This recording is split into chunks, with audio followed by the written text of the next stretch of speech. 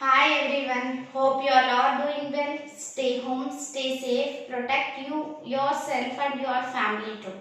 And thanks for watching my videos and thanks for subscribing. If you are not subscribed yet, please subscribe to my channel and encourage me.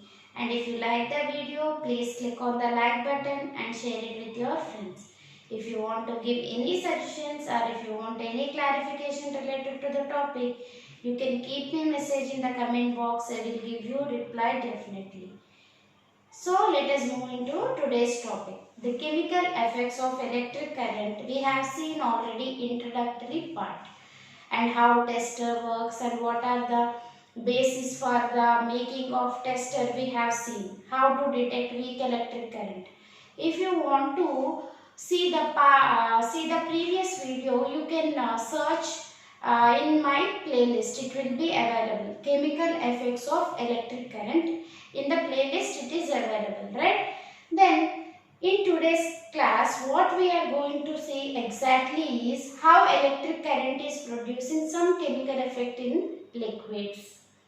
For that, we have to do first the electrolysis of water, because if we do that, some of the observations what we are observing will give you an idea what kind of effect it is producing. So let us move into the topic. And simply you take any beaker or mug and you have to fill some distilled water. And into it you can keep two carbon rods. What are these carbon rods and where can we get from means we have to take discarded battery. Discarded cells will be there and we have to remove the outer cover, and along with the upper metal cap we have to take these carbon rods. The upper metal cap has to be rubbed with sandpaper and we have to tie copper wire to it. What is the thing we need to tie? Copper wire. This metal cap will be there and we have to tie some copper wire, and this copper wire has to be connected to a battery. This has to be connected to a battery and we have to test whether it is conducting or not. After 15 minutes of observation, no change in the setup we can find out. Then what we have to do? We have to add few drops of dilute sulfuric acid or a spoon of salt we have to add. A spoon of salt or few drops of dilute sulfuric acid we have to add into the distilled water. Then again we have to check what is the reaction that going to happen in this setup. Okay. And before going to observe that, you have to understand the electrodes, electrolytic cell and electrolytic solution, and what is positive electrode, what is negative electrode, right? And this entire arrangement is called as electrolytic cell.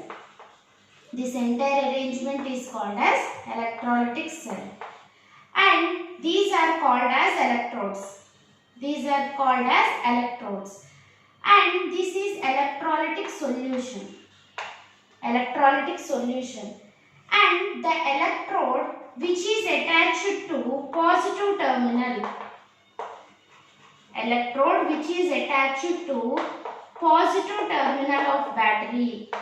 Positive terminal of the battery is called as anode. Okay? The electrode which is attached to the positive terminal of the battery is called as anode.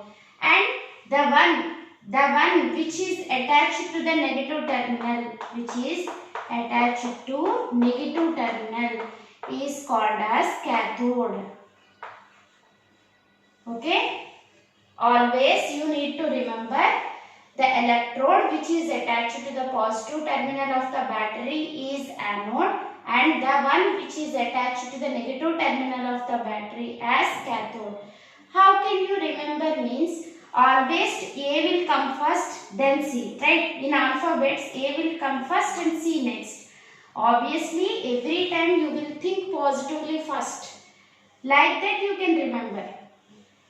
A come first, positive will come first and C come next and negative will come next. So, you have understood what is anode and what is cathode. Then, you have to understand one more thing. Always, anions will move towards anode. Anions will move towards anode and cations will move towards cathode. Okay? Anions will move towards anode and cations will move towards cathode. This is the entire electrolytic cell setup. These two are called as electrodes and in electrodes what is attached to the positive terminal of the battery is anode and the one which is attached to the negative terminal of the battery is cathode. Anions will move towards anode, cations will move towards cathode. Now clear, right? We can replace these carbon electrodes or carbon rods with any other metal also.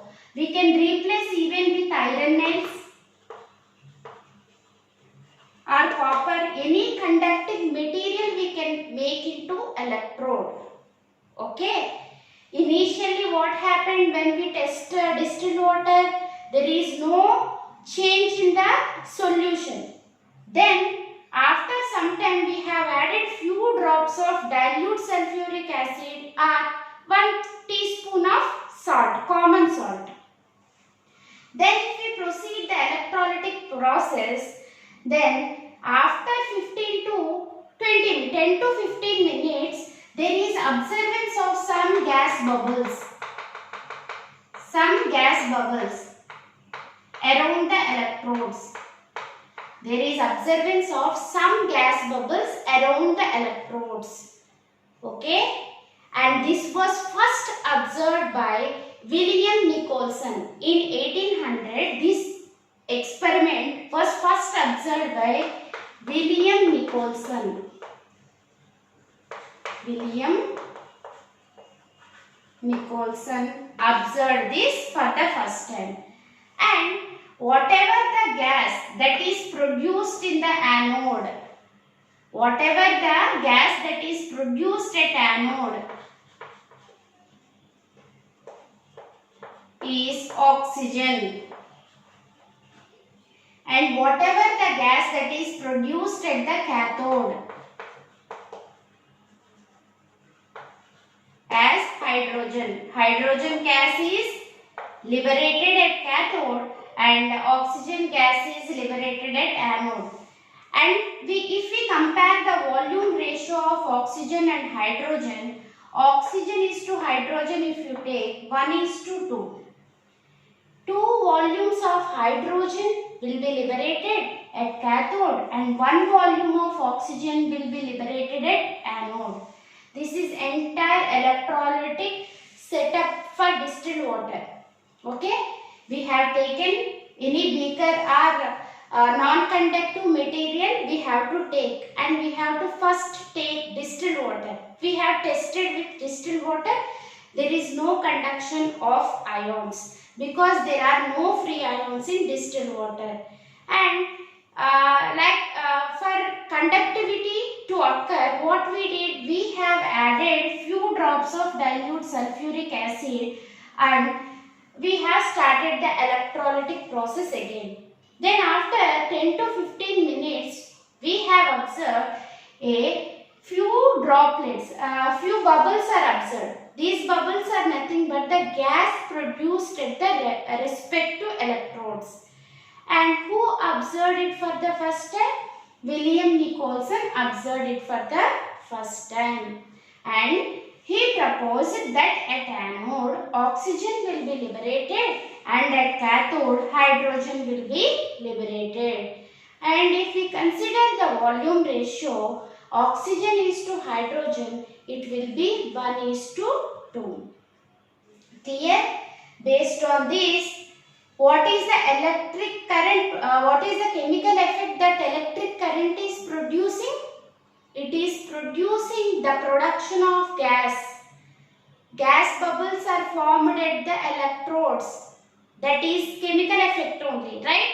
So, we can point out all the chemical effects due to electric current now, right?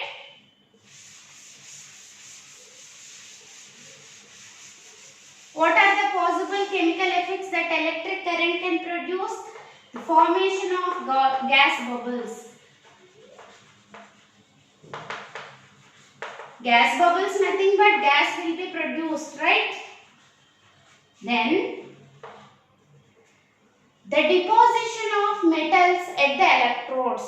Deposition of metals.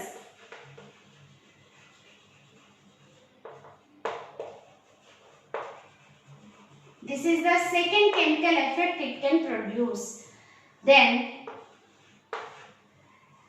first one, formation of gas bubbles and deposition of metals, and the third one, the color change of the solution.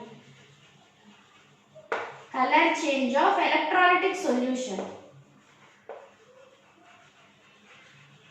Any of these can happen when an electric current is passed through electrolytic solution. Any of these effects may be produced, and the type of effect will depend on the type of electrolytic solution and the electrodes which are used. And based on what? It will depend on the type of electrolytic solution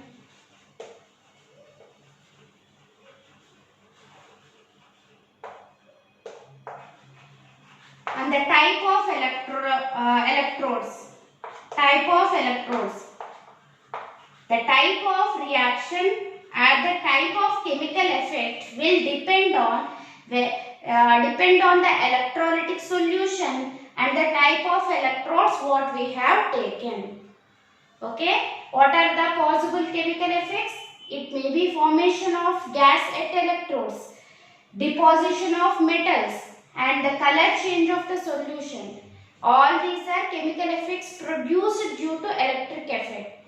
Then, based on what these will happen, it will be depend on the type of electrolytic solution we have taken and the electrodes we have chosen. Based on that, the type of chemical effect will vary. Clear? This is about the types of chemical effect and how these chemical effects are useful for different purposes. That means what are the applications of these chemical effects? Electrolysis of water, that is the best example. Hydrogen gas, oxygen gas. Deposition of metals, and it is the most important application which is used in electroplating. What is electroplating and how we can do that, we will see it now, right?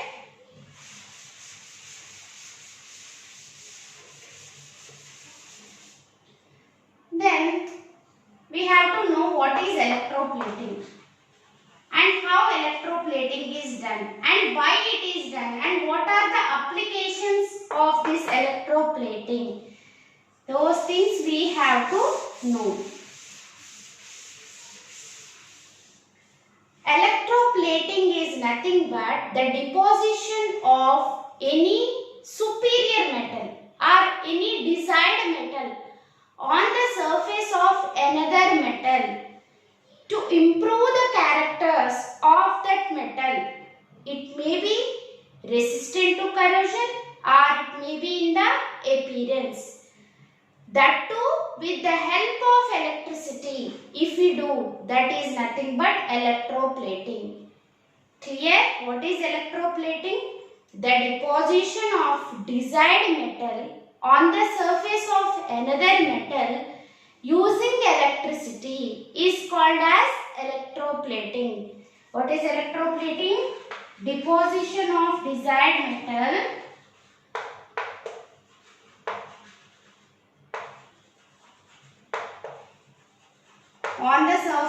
another metal.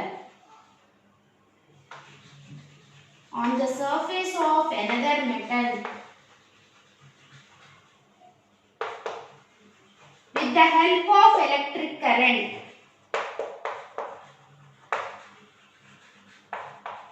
With the help of electric current.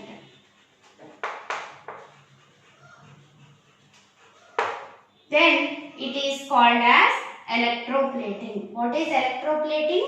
Deposition of a desired metal on the surface of any other metal with the help of electric current. That is called as electroplating. Okay. How electroplating can be understood? How electroplating can be understood? With the help of an activity, we can understand how electroplating will be done. So, to understand that, we have to see first of all an activity. Okay? For that, we have to take a beaker and into that some water, distilled water, then copper sulfate, blue colored copper sulfate. Blue colored copper sulfate we have to add and we have to dissolve it. This copper sulfate solution, in order to make it more conductive,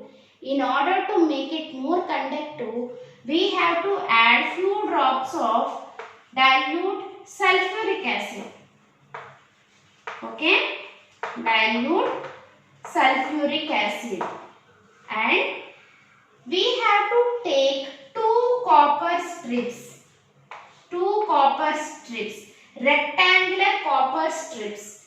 We have to take and we have to clean them with sandpaper, because a slight oxide layer will be deposited on the metal surface. In order to remove that, we have to clean with sandpaper and then we have to wash it with water. We have to wipe it off and then we have to use them as electrodes. Okay? We have to use them as electrodes. You know, one which is attached to positive terminal and one which is attached to negative terminal. Okay? This setup we have taken, and the two copper plates we have taken, rectangular plates, and we have attached to positive and negative terminal, and this will become anode and this will become cathode. And if we switch on the arrangement, if we connect them, what will happen? The copper sulfate which is there will be dissociated. Dissociated means divided into ions. Ionization, formation of ions will occur. It will be dissociated into copper plus sulfate. Okay? What I told you, always cations will move towards cathode. So, whatever the copper that is formed by the dissociation of this copper sulfate solution will move towards cathode. Cathode means which is attached to the negative terminal of the battery. Once again repeat. Which is attached to the negative terminal of the battery is called as cathode, and one which is attached to the positive terminal is called as anode. Cations will move towards cathode, right? Cations will move towards cathode. And cathode is attached to the negative terminal of the battery. That means it is rich in electrons. And from the cathode, electrons will be accepted by this copper and it will form copper metal. And this copper metal will be deposited on the surface of this cathode. What will happen then? Coating will be continuous. Copper will come from solution and it will reach here. Okay, it is well.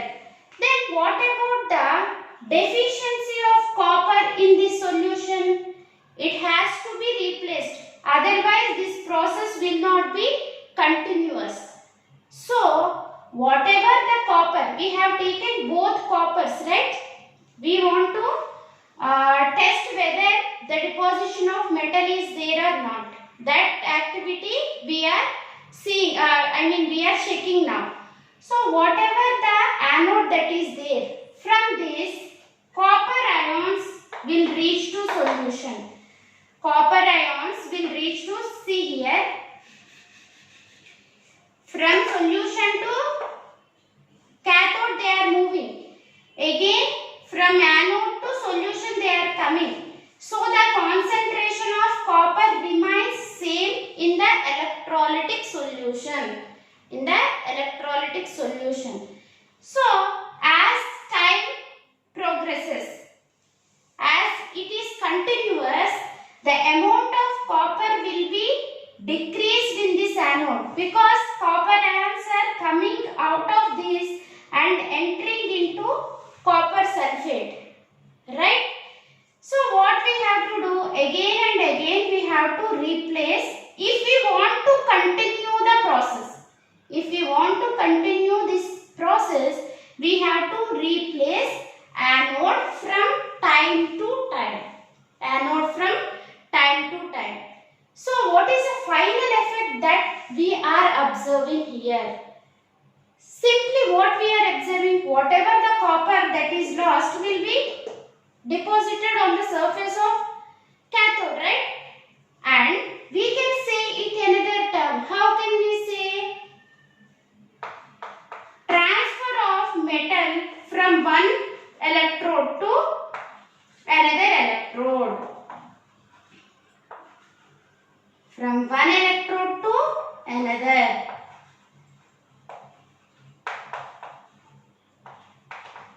This is nothing but electroplating. This activity to understand electroplating. How electroplating can be done? Whatever the object we want to coat. For example, I want to coat a iron spoon. Then I have to take this iron spoon as cathode. Iron spoon as cathode. Then I want to deposit copper on it. So, copper should be taken as anode. Copper should be taken as anode. And the solution, what is the electrolytic solution we have to take? Whatever the metal we want to coat. Whatever the metal we want to coat, that salt solution we have to take. That salt solution we have to take. Then I will write. For electroplating, what we have to take, I will write. What is the anode? The desired metal is anode. It may be gold, silver, whatever it may be. And what is cathode? The object to be coated. Object to be coated. And what is the electrolytic solution?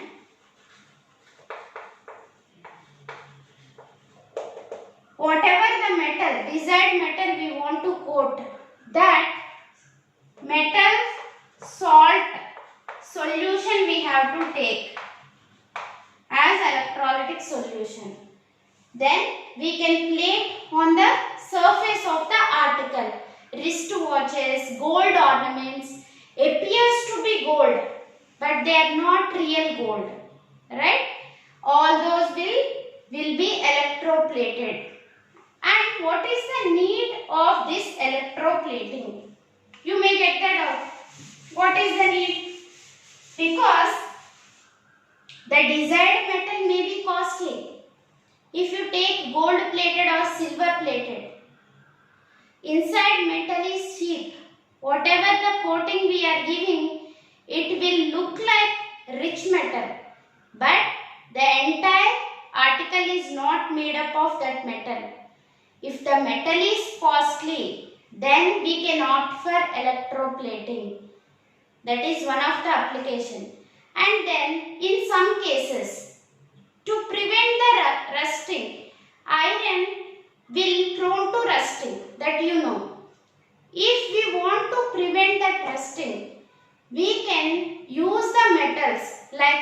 chromium. In the bicycle parts, we will use chrome plating. And in bridges, iron bridges, elsewhere we will use zinc coating. Okay, it may be chromium plating or zinc coating. Anything can be done to prevent what? Rusting of iron. To make it appear good, gold plating. To prevent it from rusting, we use chromium plating for iron articles, right? And one more application of this electroplating, food cans you take, and the food cans will be coated with tin. The food cans will be coated inside with tin because tin will not react with food materials. Okay, tin will not react with food materials. Iron will react with food materials to some extent. So, in order to prevent that, more inert material, like inert in the sense it will not react fast, not inert gas, right? So, we can use some inert, less reactive metal like tin in coating the bottles, whatever food bottles, food cans, food tins, we can coat it with tin. That is one more application of electroplating. Okay, and likewise similarly, electrorefining is also one of the application of chemical effects of electric current. In electrorefining, we will obtain pure metal. In electrorefining, we can obtain pure metal.